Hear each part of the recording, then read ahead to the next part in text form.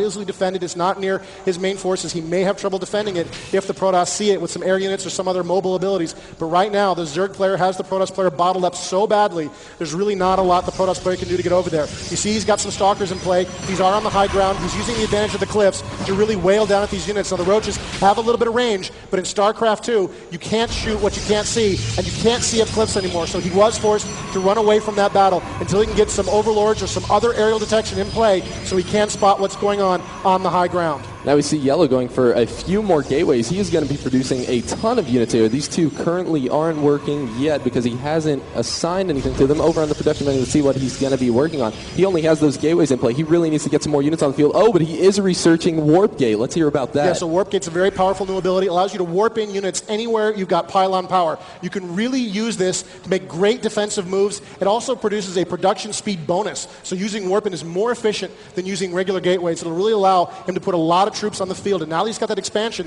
he will have the resources to make use of those warp gates and really start spawning a large number of Protoss troops.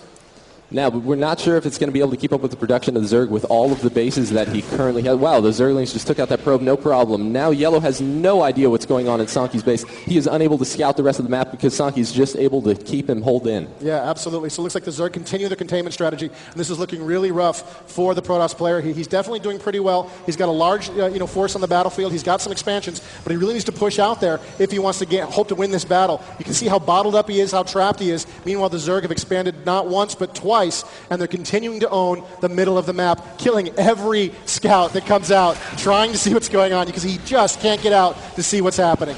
Wow, and now we can see that Sanki obviously is feeling pressured by all of these units up on the cliff, so we do see him building his spire up back in his main base. Yeah, this is going to give him the aerial mobility that allow him to strike at the Protoss directly, be able to strike them home. You can see both players on our army menu there have fairly equal-sized forces, so really there's no advantage. The advantage in this kind of battle would go to the person with the terrain or the proper counters. And I would say right now, if the Zerg tries to push in, he's going to be in a lot of trouble against the Protoss. So he's going to keep dancing around, looking for a chance to get on some high ground, to get some aerial units, and really do some damage. Ooh, and we're likely going to see a bloody battle out here. Yellow now has a ton of units in play, does he? And he even has blink research, so we're likely going to see some mad kiting out of Yellow. Yeah, this is a very powerful ability, especially against the Zerg, who have some trouble sort of catching those blinking units. And you can see the Protoss players pushing in. The Zerg player is forced to back up here against this very powerful Protoss army that's knocking right at his front door.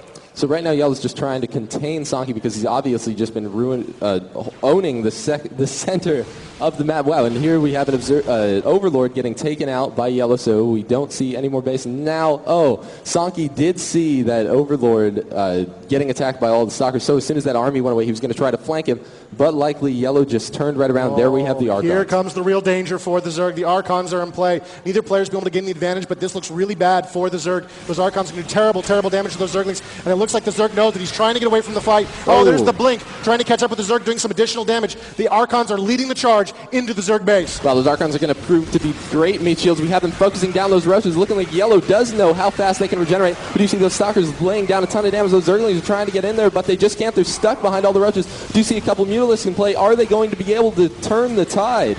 It looks like the Protoss player is trying to back up, trying to do a little bit of damage. He's moving away from the fight a little bit, using his blink, moving his wounded units out of the battlefield. You can see how powerful it is. Every time a unit gets too hurt, he moves it away from the Roaches, and he's just tearing them to pieces. What great micro. He missed one, but he's gotten so many. Wow. Oh, wow, look how damaged that one was. He got it out just in time, moving it away, doing terrible, terrible damage to this Zerg force. That is excellent micro use of blink on those Stalkers. That was an amazing play by Yellow. He is going to have to retreat because the Zerg player has now just been able to completely outproduce him.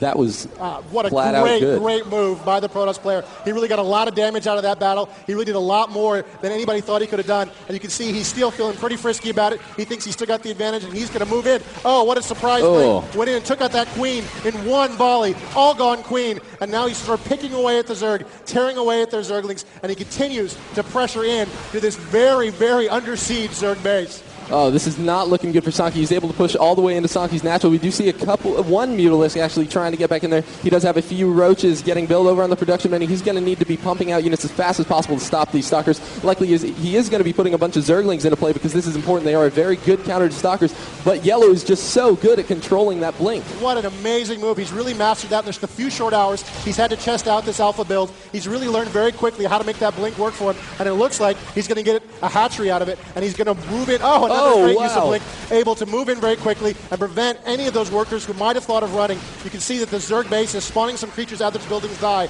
but it's not enough to deal with the Archon, and it's not enough to deal with this massive force of Protoss right in the middle of the Zerg base. So again, Sanki's getting pressured very hard. We do have a ton more Stalkers getting brought into play. Oh, no. Oh. They're all over him. He's just tearing him to pieces. He's going to keep hitting him until the candy comes out. He's got him on the ground here, and he's just beating him again and again. He spawned some other Mutalisks from that other expansion, but that's not going to be enough to deal with all of those Stalkers and that great, great micro. Wow, and now in terms of units, we can see up there that Sanki's army is vastly inferior to Yellow's, having only 11 Zerglings on the battlefield versus 25 Stalkers. Yeah, I don't really see what the Zerg player can do at this point. He's really got his back to the wall. He's really just getting torn to pieces. It's really, really a bold for the Zerg player to hang in the game this long. He must be hoping these other expansions will be able to keep him in the game somehow, but it looks really, really bad.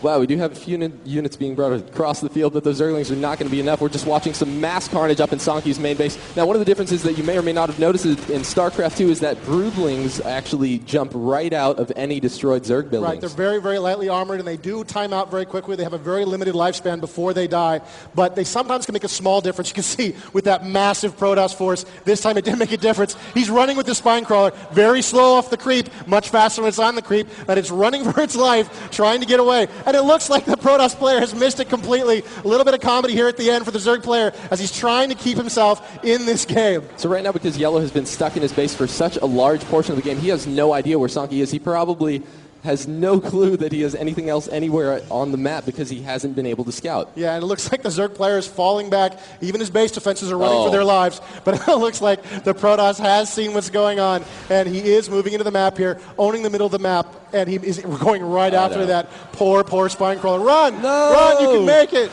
Oh, he couldn't make it. And down goes the Spinecrawler. It does only have 100 HP when it's brought out of the ground to move around, which makes sense. And now we have a ton of Stalkers getting moved over. It's looking like the Zerglings led that Protoss army directly into Sanki's later expansion. Yeah, what a brave, brave battle the Zerg have given us today. Really struggling against all possible odds, but you can see they're just being overwhelmed by this incredibly mobile, incredibly versatile Stalker force used by such a strong player who can make great use of that. Oh, here comes some Banelings. Oh, that's not a great unit against the Stalkers. It's really much more powerful against Zerglings, and there's the GG.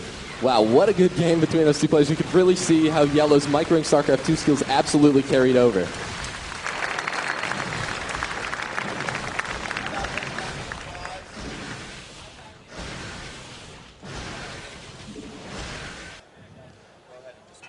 All right, so how about a big round of applause for Yellow for winning that first LT match?